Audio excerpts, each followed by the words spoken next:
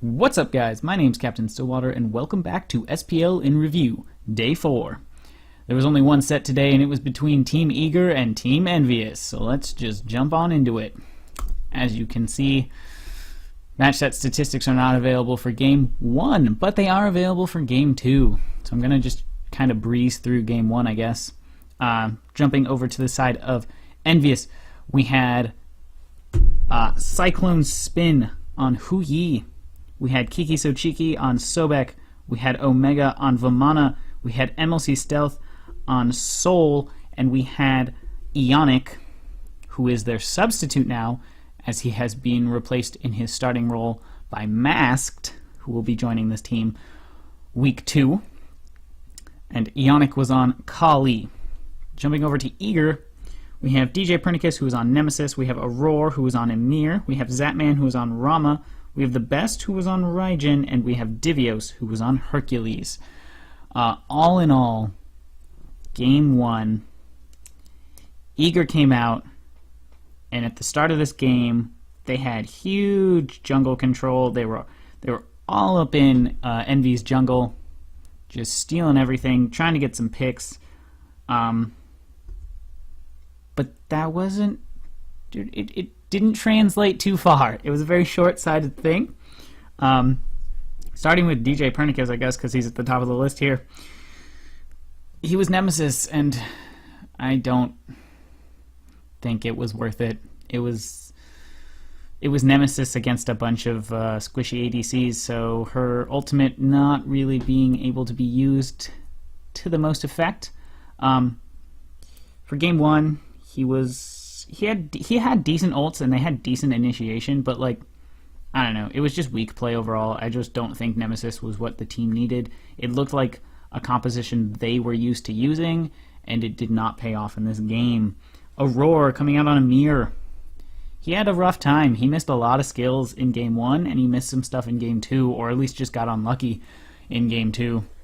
But Game 1, the overall assessment of Aurora's play as the Emir was he missed some key freezes. He missed some key blink freeze attempts, and he kind of just got picked off. Not the best. Zatman coming out on Rama was really strong late. I mean, that's how Rom works. He had really good ults Game 1, and most notably, ult steals the Gold Fury to keep his team in this game in that transitioning mid, kind of getting towards late. Zatman just comes up big, throws down the ultimate, steals Gold Fury, keeps his team in the game. The Best coming out on Raijin. Game 1 did not impress me, didn't really have that big of a presence. I still feel like Raijin's one of those characters that people are feeling out and aren't really sure how to play. He seems a little... the character, not the best. He seems a little, I don't know. He seems a little needy in that the team needs to make sure that they have good composition with Raijin. It doesn't seem like he's the type of character you can just throw in the majority of teams. And then Divios came out on Hercules. He really impressed me Game 1 in that he was laning against Omega's Vamana, and he was able to just keep up, even considering his team was having a rough time. This was for the majority of the early and mid game. He did fall 2 levels behind, I believe, late game, where Omega's Vamana just made it to 20 and Divios was only at 18, but honestly, he got blown up a couple of times. He had some pretty good dashes. Sadly, he pulled Omega far too many times in the team fights, which really helped Omega just get into the back lines as Vamana and disrupt. Not as big of an impact as Omega had for his team, but overall I was just impressed by the fact that he could keep up, considering Hercules generally has pretty poor laning, especially against Vamana. Once Vamana gets this one-hit laning up, Hercules really, he still has to 2-hit and use all his abilities essentially to lane. So overall, decent play, and yeah, that was Eager for Game 1. Jumping over to Envy, we're going to start with Ionic, who's not actually pictured here. He was on Kali. He drew first blood on Zatman, which was kind of a big deal. That was one of the things that happened. Zatman played really well, even though he was first blooded. He Was a little bit behind by that, but was easily caught up. And one of the probably the biggest highlight play for me in game 1 was Eonix Kali was one shot. Zapman was in the air. Aurore's Emir had walled himself against the jungle wall to try and stay alive. Kali like throws the lash out and hits Emir, killing him, which was his frickin' target, triggering Kali's passive as Zapman's last arrow hit him from the sky and would have killed him, saving his life. Huge play. It was pretty crazy. Obviously a lot of luck, but still pretty awesome. Anyways, overall, Eonic played really well. He played really well. And that's going to be the thing I talk about at the end of this, is how well Eonic played. And at least game 1 he played really well. Game 2, not as well as game 1, but still. Cyclone Spin coming out game 1 on Hui. Super strong stuns late game. He comboed with Eonic really well with some reinitiations during team fights where they both jump in. Cyclone Spin would stun with the mark, and then Eonic would go on for the kills. Kiki So Cheeky, Sobek, he was alright. He definitely got better as the game went on, which is kind of how Sobek is. Obviously, early game Guardians right now have a really rough time. Worse than before, in my opinion, considering itemization is a significantly different thing. But honestly, like, he had a really, really good mid game, and he came online late game as well. So overall, he just played really well. Omega on his Vamana. He went huge mid game, huge. He was able to rotate out a lane, just throw a lot of disruption and a lot of damage out on the back lines, giving his team a huge boost mid game. I do want to say that on Vamana, he kind of fell off late game compared to how much of a lead and how much damage he was doing mid game. I think that was just because he was so far ahead mid game and everybody else was just so far under him. He could just run in and beast people. Now, with that said, when I say he was iffy late, I mean, like, there's like mid. For me, there's like mid, and then there's like mid-late transition, and then there's late. He was iffy in the mid-late transition as everybody was catching up. Late game, he was Vamana and just didn't die and just killed people. He just ran around and took like 1 billion damage, never died. It just pooped on people. So honestly, overall, just, he played spectacular. There's not really much else to say. He was a tyrant, and that's what we expected. MLC Stealth coming out on Soul. Played a little aggressive on Soul, if you ask me. He got caught out 1 or 2 times, really going deep, but overall, huge damage, played well. The team as a whole played really well synced up. They came into this game, obviously, with a game plan, and they executed it really well. So they took game 1, and then heading on into game 2, we get match set statistics. Let's go. We get match set statistics for Team Eager. Let's go. I didn't even scroll down, boys. We have 1. Sweet. All right. So, starting with Team Eager, because apparently they're the only team we have statistics for. Divios was on Robin. The Best was on Raijin again. Zapman was on Rom again. Aurora was on Amir again. And DJ Pernicus was on Nem again. So the only thing they changed was Hercules going into Robin. And that was a problem. Zapman played really well on Rom. I don't think this needed to change at all. His Rom play has been astoundingly good so far, so not really too much there. The Best definitely played Raijin significantly better game 2. Aurora played better. DJ Pernicus, we will get to. So starting with Divios. He started with Hog, aka Wrath. It's right here, but it does not look like that anymore. He started with Wrath. And he used it actually pretty well. He showed that you can maintain laning phase with Wrath. And mainly I think the reason is that their secure for objectives was these 2 ultimates. And maybe the Emir ult.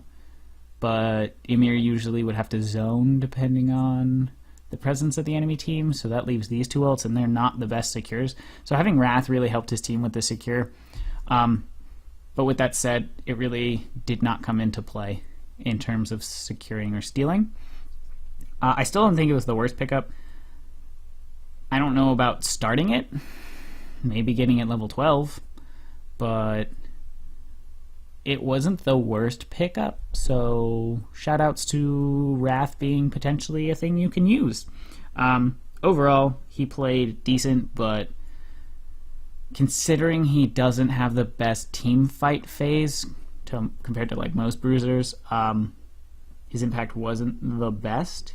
His peel was... he was essentially the tank, the front line, and then Aurora was peel. So overall, he played well. His build was very damage oriented. He didn't actually finish his build, presumably going for chin size here.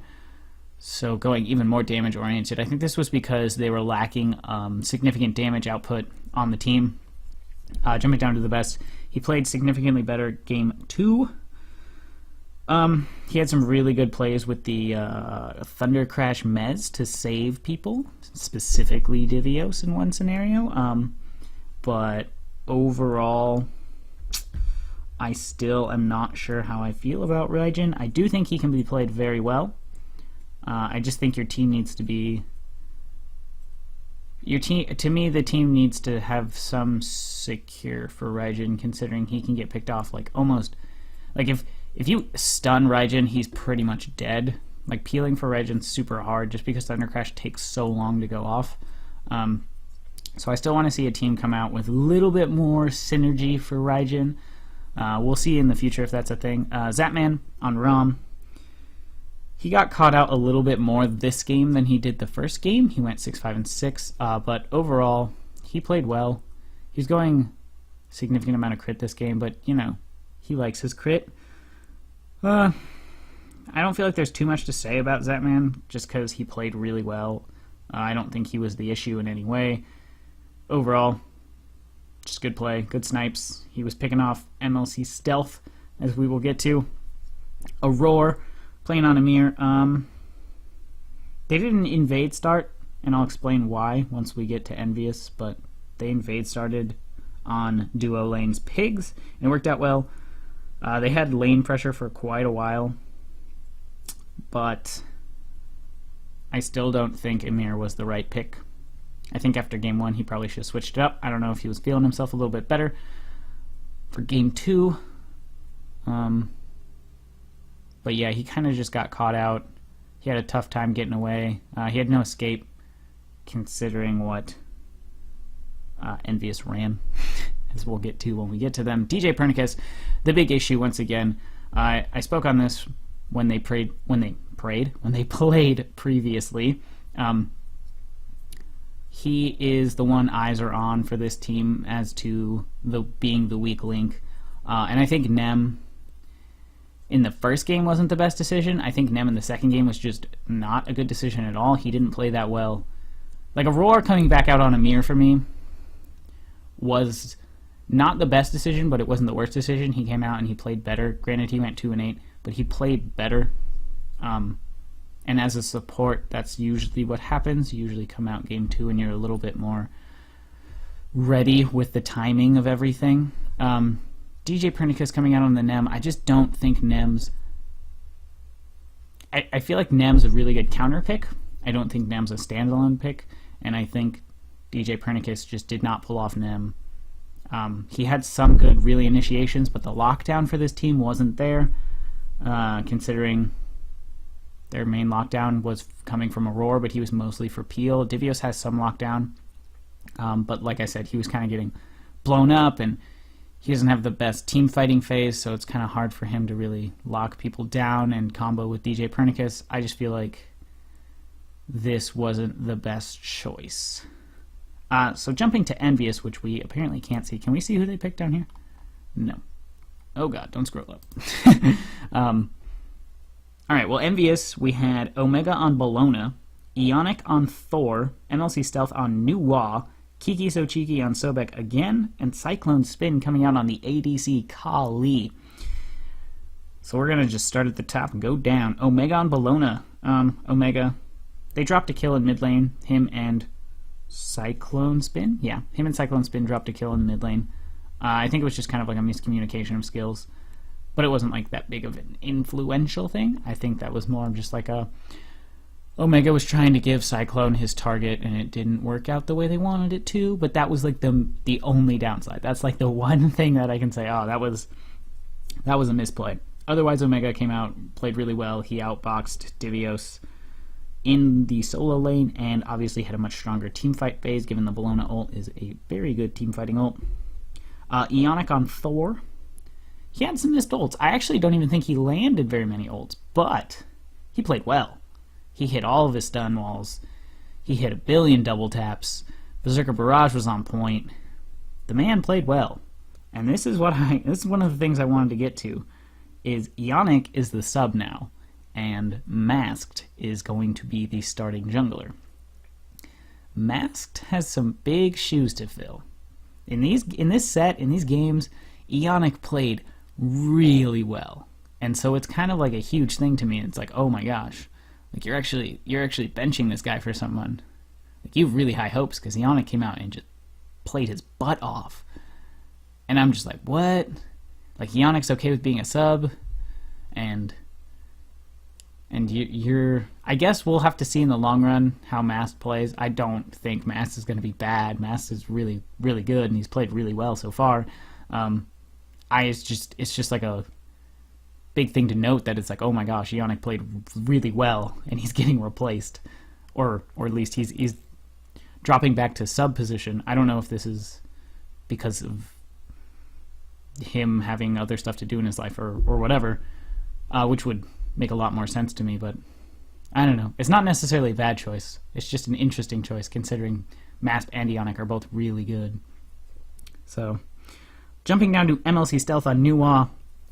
This is the I was gonna have MLC Stealth be MVP, but then he couldn't be because of what happened at the end of that game.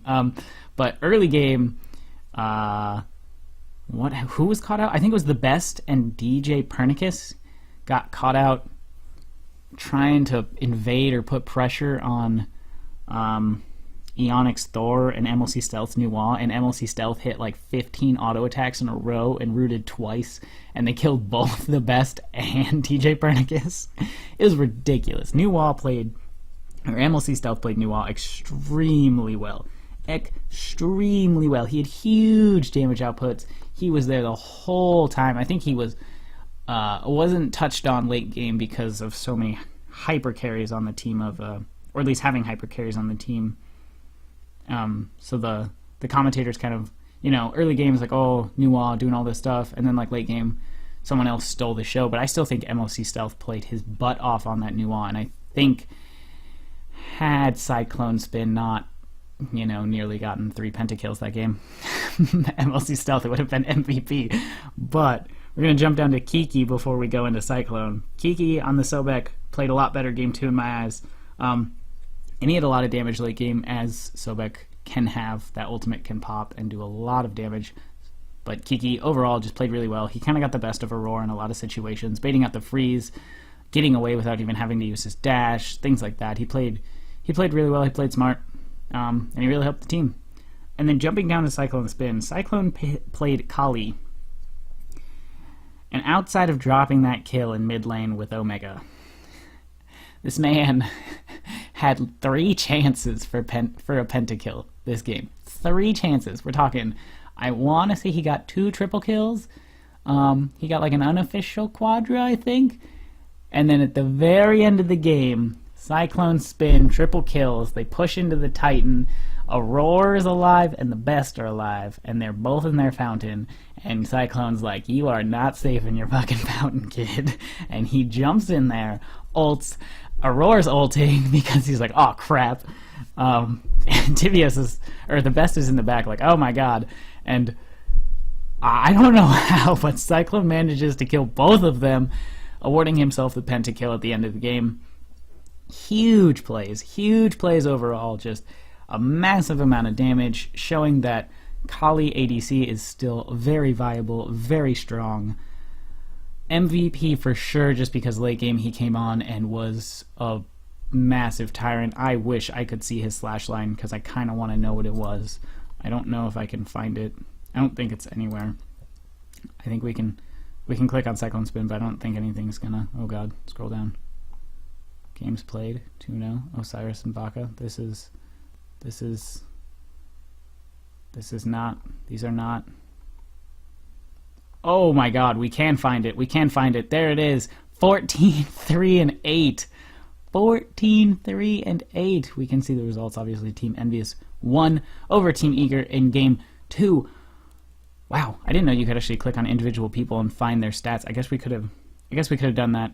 We will look to that in the future, considering match set statistics are being so finicky. But like I was saying, Cyclone Spin coming out huge on the Kali, comboing really well with the team, and with MLC Stealth putting out as much damage as he did, especially using Nuwa's ult really well, putting the damage out across the board. It was just once they got their little bit of a lead, they kind of held on to it. Team Eager by no means was blown out of the game. Envy just kind of got their leads, held on to it, and just kept increasing their leads. But Eager always had a chance. They definitely showed signs of life, and we'll have to see how they play in the future, considering they came out so strong day one, and they looked a little bit rocky here. Definitely room for improvement on Aurora's part of just all around hitting his skills more in my eyes, and a lot of question marks still on DJ Pernicus, especially considering there are jungle options open in NA. So we will see what happens in the future for Team Eager. Team Envious winning 2-0 over Eager. That was day 4 of the SPL. If you guys enjoyed the video, be sure to like, comment, subscribe, all that fun stuff, and I will see you all next time.